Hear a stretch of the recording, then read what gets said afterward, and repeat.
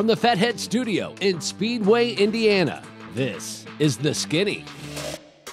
Man, am I still pretty? And he's like, you ain't pretty, but you're going to be all right. And now I'm just hanging on, looking at the wall, like flying this way. And I'm like, oh man, I got to let go of this thing at some point. And then there's one that could literally pick you up. Yeah. It's I'm not really sure about that, but yeah. That's called a helicopter. Well, And the last lap was just chaos. I mean, like 4 wide, 5 wide. It's like whatever, if you land it and send it into the fence, you're probably not gonna get hurt. Bounce, and then this insane roll, the car that Keegan was in. I mean, I don't know, it's the shape of the Beetle or what, but that thing sent it. So I was the supercharger specialist on my old man's car with Specialist? Yeah, it sounds cooler than crew guy. Hi, I'm Tony Stewart. I'm Mario Andretti. I'm Christy Lee. I'm Alexander Rossi. I'm Cruz Pedregon. Hi everyone, I'm Jeff Hammond, and this is The Skinny. Welcome, ladies and gentlemen, to The Skinny. We're coming to you from the Fatheads Eyewear Studios here in Speedway, Indiana. Ken Stout, Rico, Elmore, Michael Young, the track dude back behind the controls, and this will be the second edition of the Jeff Hammond Show. Great to have him with us, coming to us from his home remotely there in North Carolina. If you missed last week, make sure you look it up on our YouTube channel as well. Phil, you'll hear some wonderful stories of how this guy's career started, and of course, a lot of time with Junior Johnson. And we saw him during commercial break. Before, we saw him drinking out of a boot, and Michael happened to catch it. He said, "Are you drinking out of a boot?" And sure enough, you are. Talk to us about it, man. Well, anybody also knows my passion besides racing is rodeo in the Western world. And fortunately, I have had a relationship with the folks at Justin Boots. And at Christmas, they send us these really cute-looking cups that we have here at the house. And I have one of my favorite drinks in there that makes me very happy because the late Dale Earnhardt introduced me to Sundrop. And I think you see now Dale Earnhardt Jr. has been sponsored by them, in his late model endeavors. But it's the soft drink of my choice, you might say. So they go good hand in hand. Super cool. You bring up Dale Earnhardt. Do any stories come to mind of Dale Earnhardt? You guys are beating and banging and racing with that guy, and I mean, everybody remembers him as clearly the fan favorite. But he was not always the fan favorite. When he was busy earning that intimidator reputation, he was busy pissing off a lot of people. Wow, it's amazing. You want to open this round here talking about Dale Earnhardt. I was very fortunate again to grow up in a period where not only did I know Dale Earnhardt, I watched Dale Earnhardt drive his first dirt car, Concord and Metroline and other racetracks, the K2. But my family, my dad in particular, we had a good relationship with his daddy, Ralph. So I got a chance to know his daddy, not intimately, but I know him. But I did literally become good friends with Dale Earnhardt in his early racing days. You mentioned Walter Ballard. Walter Ballard had a car built by Robert G., which is father-in-law to Dale Earnhardt. And I knew Dale from that, being around that shop at Robert G's over there in Harrisburg. And from there, we got to be friends. And even after I went to work for Junior Johnson, I knew him when I was with Walter Ballard and everybody else. We got to be buddies. He actually drove Walter Ballard's car at one time at Charlotte. So, like I said, we started palling around, and I went to work for Junior, and we raced against each other. It was always a cool deal at that point in time.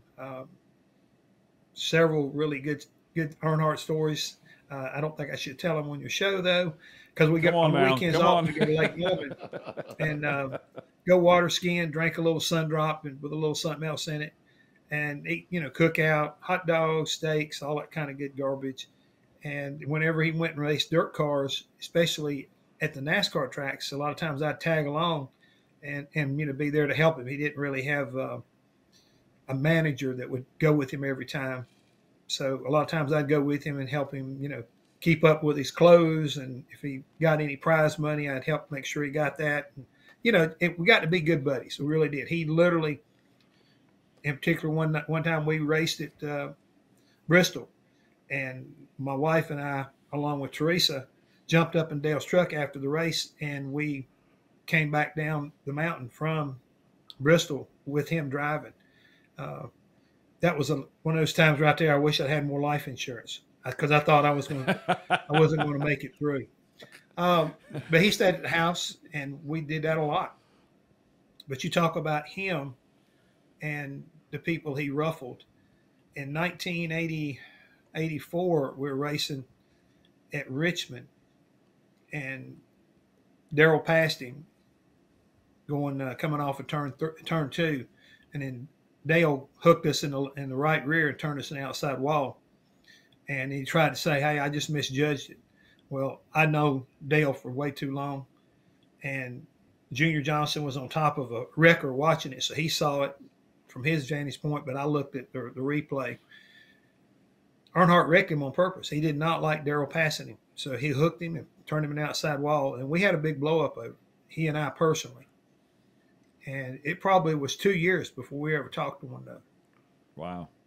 I mean, it was that serious because I didn't like the fact that I knew what he'd done, and he wanted to kind of, sweep it under the rug and not admit what he had actually had just got done. I mean, he turned a man, he wrecked a man. So we had a pretty good falling out over that. We finally got got things patched back up, but it took several years to kind of get over that because I didn't like it. And Junior told him when he tried to come over and talk to Junior told me, he said, "You better get away from me."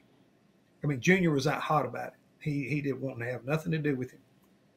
Who made peace? Who called who to get that friendship, which was a rock solid friendship, back in line again?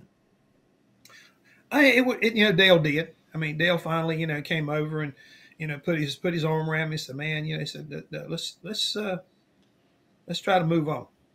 And, okay. I mean, enough water had passed under the bridge and everything. And it's like, you got to go on, but I don't like I did not like feeling like this guy was a friend of mine, and there he is. He's trying to sell me a bill of goods, and I wouldn't buy it. So you'd been better off if he would have just hit it head on. You'd have been better off with it. Oh yeah. If we could have just went ahead and said, "Yeah, I wrecked him. He passed me, and I didn't like what he did." Okay, fine. But don't try to tell me you did. Man up. Then along the same lines, when Days of Thunder came along, he let us be a part of that. I mean, I actually got to do a little bit of work in the movie. The Skinny is brought to you by Fatheads Eyewear. Fatheads Eyewear, hardcore since '04. And American Coach, innovation is our life force.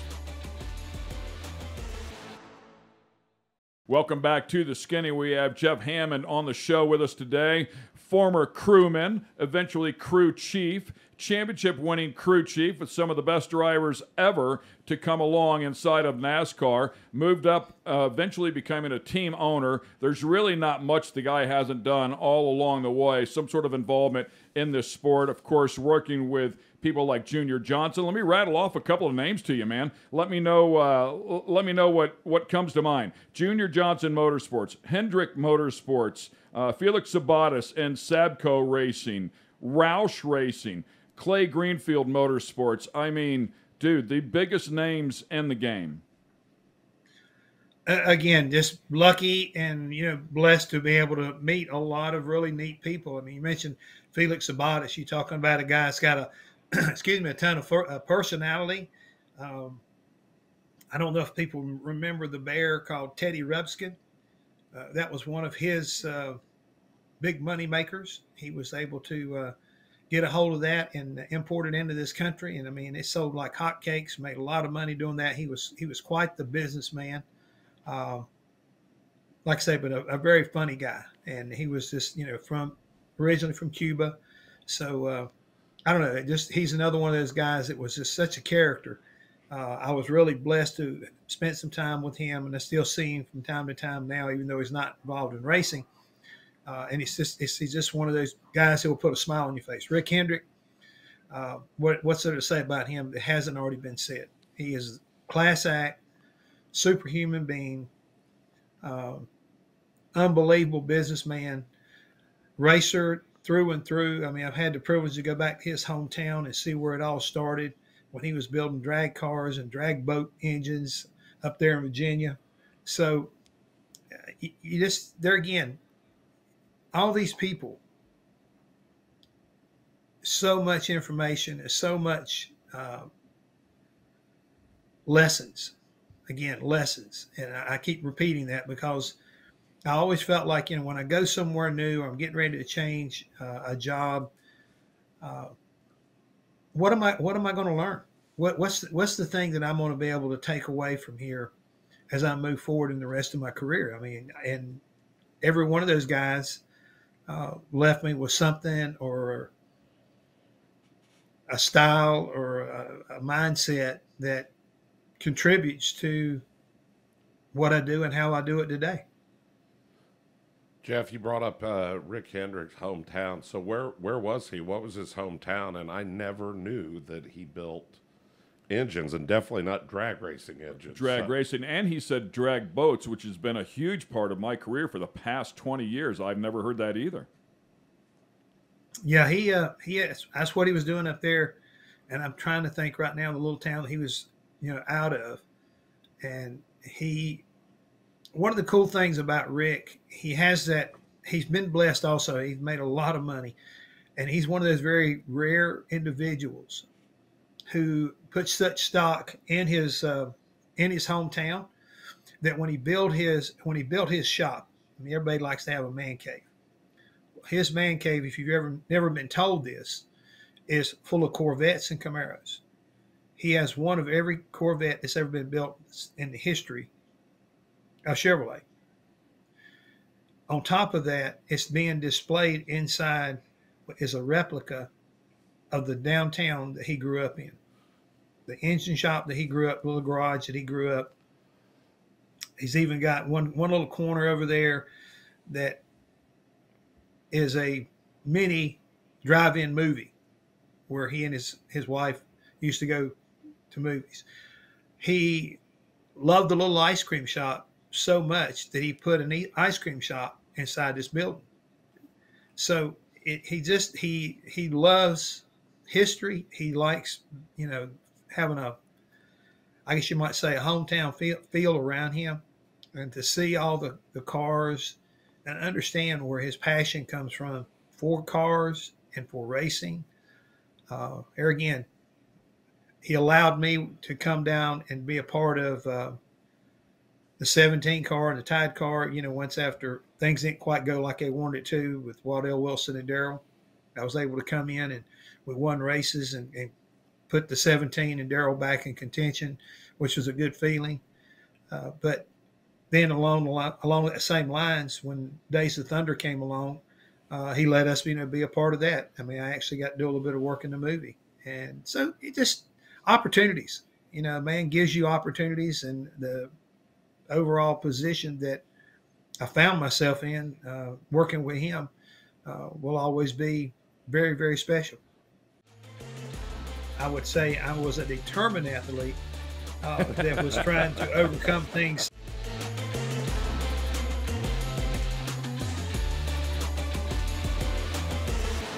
He was named a 1973-74 high school prep football All-American as a cornerback and went on to play college football for East Carolina University for Pat Dye. Pretty cool. We've heard you mention it a couple of times. You were quite the athlete back in the day, and unfortunately suffering a career-ending injury. Not sure what happened there, but clearly a talented athlete along with the beginnings of your racing career. Yeah, I appreciate the compliment. I would never say I was a talented athlete. I would say I was a determined athlete that was trying to overcome things such as not being as fast as you needed to and not as big as you wanted to be. But no, when I tore my knee up, I really felt like that was the end, because really they just didn't have the technology they have today to do a good job repairing knees. And I just really felt like I wasn't going to spend my mom and dad's money down at East Carolina. If I couldn't play football, I could come home and go to school around here, and that's what I wound up doing. You know, I'm not a huge college football fan. Of course, I pay attention to the SEC a bit because just because that's where I've been born and raised. But I do know the name Pat Dye. Big influence on your life? Again, another one of those guys. When he came in, you know, he was had just left Alabama.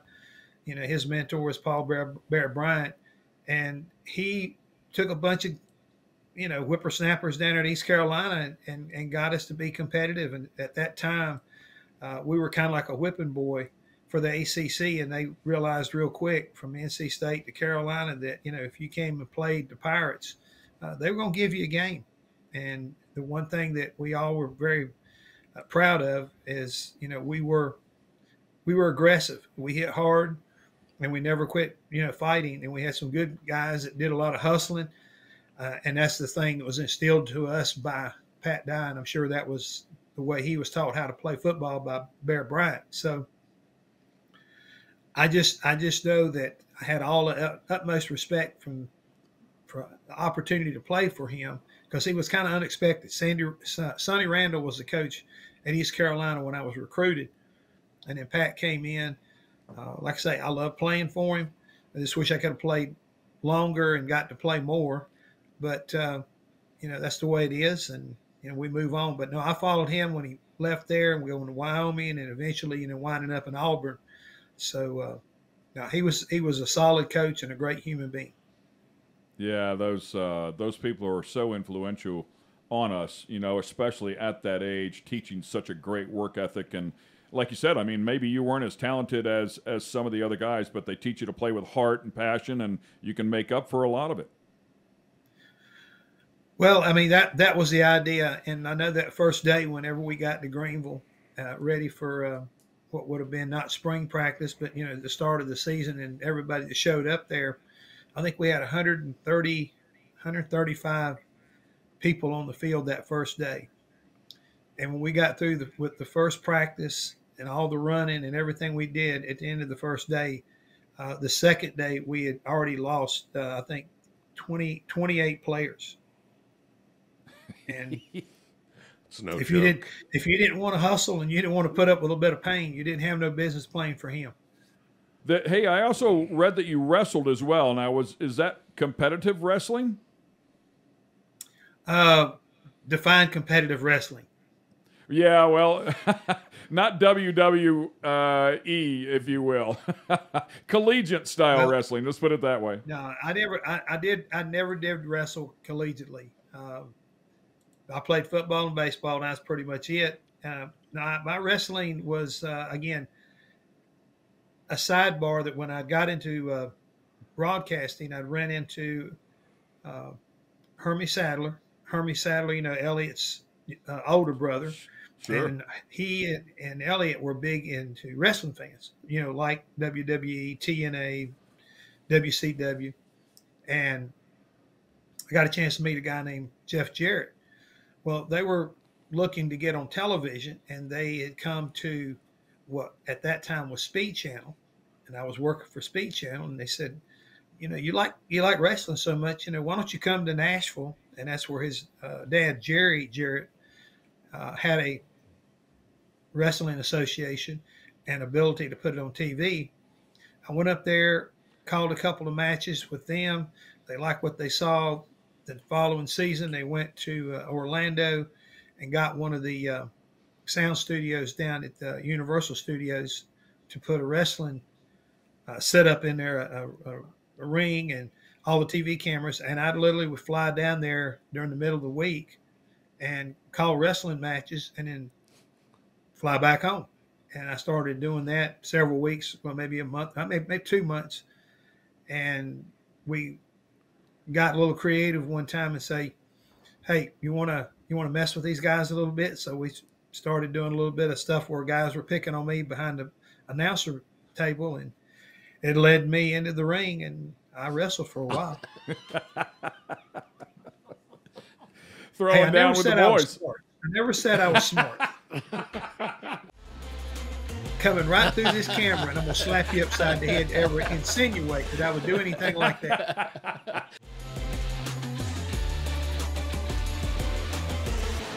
Coming to you from Speedway, Indiana. This is the Fatheads Eyewear Studio. You're watching The Skinny. We have Mr. Jeff Hammond on the show with us here today and talking to him about his tenure with Junior Johnson and Hendricks Motorsports, along with some other incredibly successful teams as well. Hey, man, let's talk about 1989 for a minute. Someplace called Daytona. They run a 500-mile race there, and rumor has it you did a pretty good job. That was one of those fun moments in your life and your career at the same time. You know, rolling in there with a good fast hot rod, set up there on the outside pole in that 17 car, and we really felt like we had everything figured out that we needed to get to victory lane. And all of a sudden we had tire wars going on with Hoosier and Goodyear. It threw us a lot of curves in the process of getting ready for the 500. Having to switch from Goodyear to Hoosier tires and run the race. And we had not done all our winter testing on Hoosier tires, so we were off on the handling of our car and had good speed, but just did not have everything dialed in to match the tires up. That was the 17th opportunity for Darrell to win a 500, and we really felt like we had the best car coming into there. And as the race progressed, we quickly realized that we probably had about the fourth or fifth best car in the race. And next thing you know, we were faced with, how can we win this race? And we came up with the idea, the way we were getting fuel mileage, that we would try to stretch it. And we got on the radio and devised a plan. The guys on pit road did an excellent job. The guys behind the wall and back of the shop did an excellent job preparing everything, because the long and the short of it, we got the car as packed full of fuel as possible on the last stop, and we were able to go further than anybody else, most notably our teammate Ken Schrader, Dale Earnhardt. I'm trying to think who else was along with that. Maybe it had been Terry Labonte. I can't remember. But long and short of it, we're coming down the back straightaway, running out of fuel, but we made it back to start-finish line before anybody else. Darrell got his big win, and we made history. Did you teach him how to do the icky shuffle? Because that potentially was the worst icky Michael, shuffle. I'm going to come right through this. I'm coming right through this camera, and I'm going to slap you upside the head to ever insinuate that I would do anything like that. I got way too much pride to be jumping around like a dog on chicken on a hot stove. And you can't dance? Huh? And you can't dance either? No, I never claimed I could do that right there. I mean, Icky can do his Icky shuffle, but I don't know. If I was Icky Woods, I'd be mad at Darrell for trying to emulate something he made look graceful, and Darrell made it look, I don't know. I'm going to shut up right there, because I know it's eventually to come back to bite me, but you can't tell me that was a good move on his part. Everybody remembers it. That's the only good thing about it, because they want to forget it. Give us some Darrell Waltrip stories. I mean, what is that guy like to be around? I mean, you see that fun, excited side of him. I know, and we heard you talk about in the last show how emotional he could get on the radio. And any Darrell Waltrip stories that come to mind?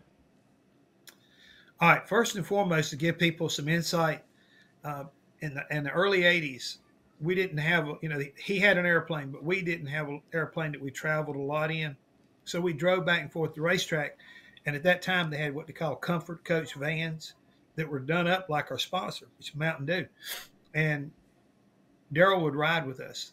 And the reason I'm telling you all this is one of the favorite things that we did going up and down the road was finding the latest Richard Pryor tape and putting it in that Mountain Dew van, and we'd ride up and down the road laughing our tails off at listening to Richard Pryor. And that's where Darrell got some of his shenanigans kind of coming and started, I think, from Richard Pryor. But yeah, real quick, I'll tell you one back in the early 80s that I got Darrell on.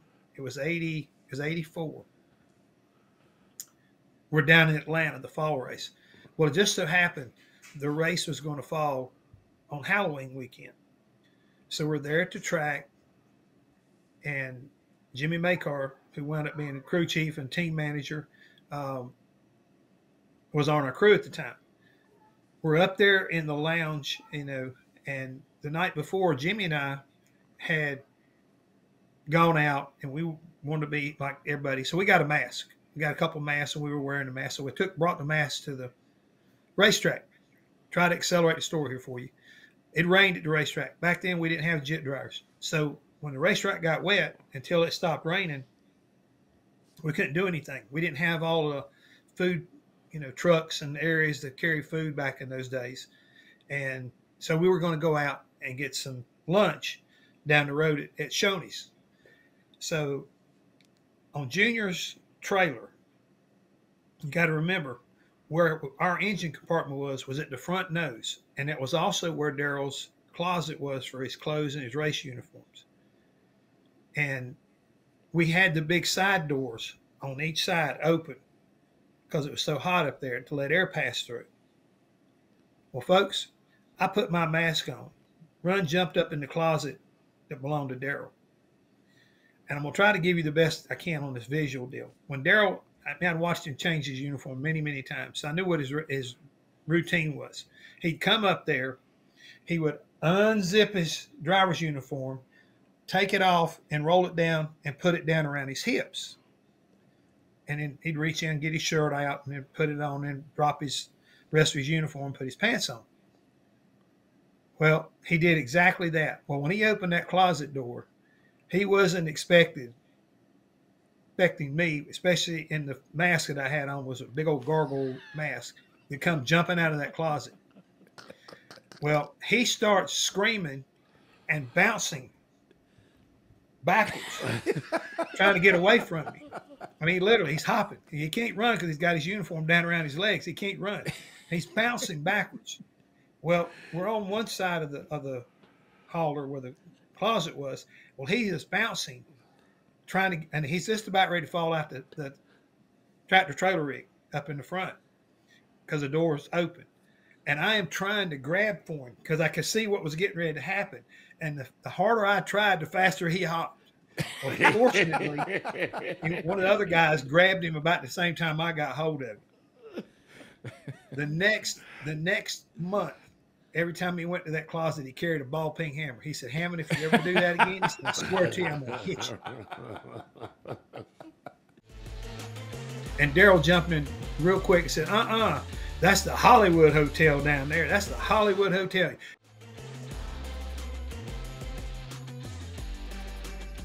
The Skinny is brought to you by American Coach. American Coach, innovation is our life force. And Fatheads Eyewear. Fatheads Eyewear, hardcore since '04. We're having a great time here with Jeff Hammond, telling some wonderful stories here of his career, and a lot of time spent there with Darryl Waltrip. And I'm sure Darryl got back and got even with him from time to time here. And I think maybe one of those moments was it Darryl that nicknamed you Hollywood Hammond? He likes to say that he did, but he didn't. He honestly didn't. And that was another one of those situations where don't let the truth, get in the way of a good story. Right. We're still working at Juniors, and this is the honest truth, folks, because everybody says, "What did you just running around think you're Hollywood Hammond?" No, that's not me. I did not choose this name.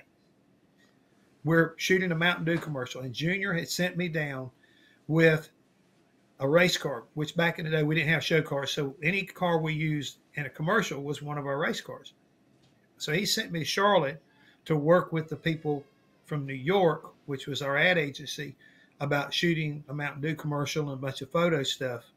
And I'd been down there working with them all day, like on a Monday and part of the day on a Tuesday. Well, the rest of the crew was going to come in and we were going to shoot a pit stop. And Darryl was coming in on Wednesday. Well, by the time the guys got there and we drove down that morning to the track, when we walked in, the director and everybody had gone out and had a chair made for me. And you know how directors' chairs are. It's got the back piece on it. Well, the back on this said Hollywood Hammond. And that's where it came from. The people from New York did that to me and put it on there. And that's because I'd worked with them and did everything that I could. And they were it was their way of saying thank you because I helped them get the shots and make the right decisions on some of the stuff that their storyboard was not quite accurate. And, we went through all that and they were very appreciative. And when they called me that, you know how Darryl is, he picked up the opportunity and, the the name stuck. And then when years went on and we went and started doing stuff for Fox, we had that remote studio that we were working out of. It was at Rockingham. It was the one we had on the scissor lift at the time. It would go up. And Chris Myers and I were working out of there along with Daryl, doing pre-race stuff. Well, during the actual broadcast, Mike Joy said something about, we got Chris Myers and Jeff Hammond down there, and I think he called it the Lonesome Heart. I think it was the Lonely Heart Hotel. That's what he called it, Lonely Heart Hotel. And Daryl jumped in real quick and said, that's the Hollywood Hotel down there. That's the Hollywood Hotel. Chris Myers from Hollywood and Hollywood in there with him. That's the Hollywood Hotel. And that, there again, it stuck. And the next thing you know, Fox has got people putting signage on the back of this thing. And all the mobile studios that we worked out of from there on had the Hollywood Hotel on it.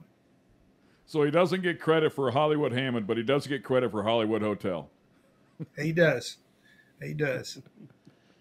Jeff, who is you work with Daryl, and one of the most gregarious of all the drivers, but who was, in your mind, the all-time either funniest, most talented? What was and you didn't have to work with him, but the driver, let's ask it this way, the most underrated driver that you've ever known in NASCAR?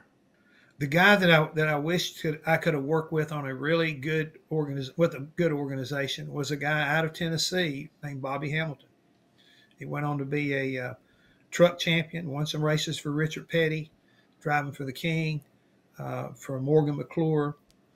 But Bobby was so much in the same talent structure that Daryl was. It's not funny, but his personality was, he could have been a comedian. He had such a dry sense of humor. It's hard to believe how really funny a man can be. But he had a ton of talent, and he just never could quite get everything to line up like he needed to. But to really be a superstar, but he had a ton of talent. As you were coming up through the ranks, working your way through, thinking of the 70s and the 80s and into the 90s, and you watch what the crew members are doing today. Well, now a little bit different with the center lug wheel, but as you watched the sport progress, when did the pit stops become a real factor of winning a race, to the point that you started really focusing on those, having the same people doing the same exact job? Because, back in the day, like there was one story that you told where I think Richard Petty had 2 or 3 laps on the field, and that was a very commonplace. So, saving a couple of seconds at a pit stop wasn't going to make a big difference, but eventually the sport morphed to where it became very important. Do you remember that progression? I do. Again, I spent 3 decades on pit road, and from changing tires to jacking I've done every job there can be done on a pit stop and be a part of pit crew. But it was really around the mid to late 80s, we started recognizing that we needed to change something. We weren't really incorporating top athletes. We were using mechanics that had good hand and eye coordination, but not really athletes, and they were never really worked at it. We never practiced pit stops. That wasn't something that we did on a regular basis back in the day. It wasn't until, and everybody will remember this because they got more recognition than we did. But when I went to work for Felix Sabates, I had our crew practice pit stops. I had our crew work out. We actually had a gym inside the shop. We were probably one of the first ones to ever do that. And then along came Ray Evernham, and Ray was able to, to create the Rainbow Warriors. I was still using mechanics, and Ray was able to go out and take his mechanics. But if he needed somebody, Rick gave him that latitude to hire people and to start really, training, first class, top notch athletes in the techniques of what's needed to be faster, maybe a faster pit crew. We started doing wasted motion studies is the best way to explain it. You study a pit stop and you look at somebody and you'd realize, what are they doing? They're jumping straight up when they're a tire changer and then go. And we taught them, no, stay low and drive from your kneeling position will get you moving faster. the number of steps around the car. We started counting that time around the car. We started watching that, and we worked in those areas of trying to develop, explosive type movements. The same thing a football team would be. And that's when we started seeing the pit stops be 22, 23 second pit stops went to 18. And then when we brought the better athletes in, they dropped down to the 15, 16 second bracket. And today, they're hovering anywhere from 10 to 13 seconds. Well, and in large part because they're not dealing with 5 lugs per wheel, right? Well, I mean, that's definitely a big plus.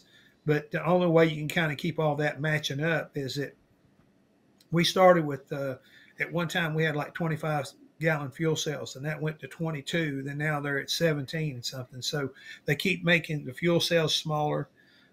They keep, reducing the amount of weight on the wheels, the weight of the jacks. I mean, everything. I mean, there's still some rumors out there right now. They're talking about implementing air jacks into, one of the series and see how that works. So I don't know what the future is going to be, but, we're almost to that point of the only thing you can improve upon is repeatability. And until they get the drivers to be able to hit the mark exactly right, the idea about maybe having 7-9 second pit stops during the course of a race has not been achieved yet. And I'm sure that's where the target's going to go to, is 7 and 9 second flawless pit stops.